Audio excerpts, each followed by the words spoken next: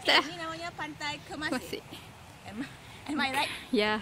Okay, kalau ikut Waze, dia akan bawa pergi tempat lain yang bukan yang ada batu besar ni, yang biasa punya. Ni kita orang tahu sebab daripada kawan Tekno.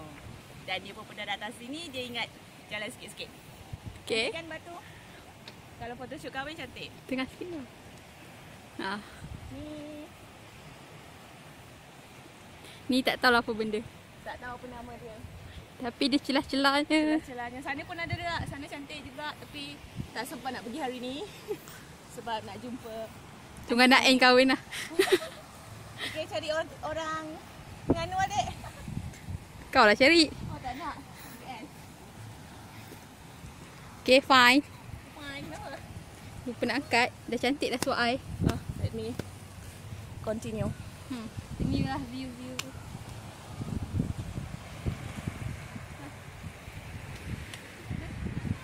Bantu. Wow. Nak koyo kan? Kan, foya sangat. Mak Jemah punya sepik ni tak mau duduk di atas.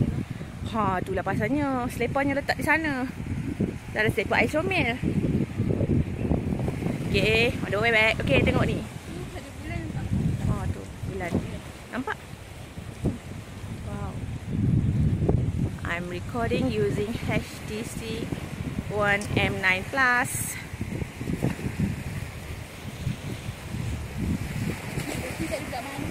Tak ada. Kan dia memang dah tulis di dalam mandi. Ada. Tapi ada juga orang mandi. Tu yang degil lah tu.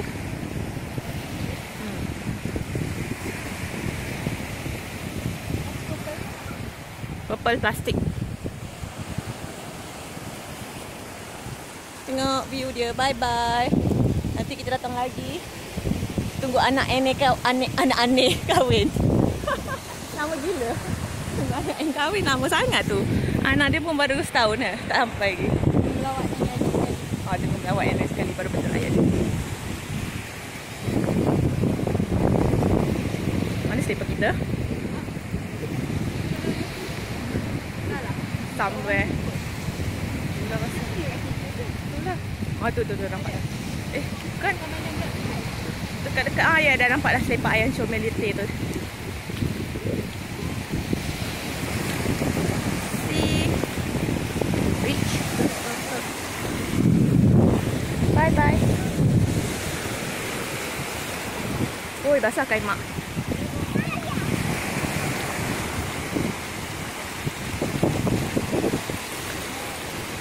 Okay, yuk.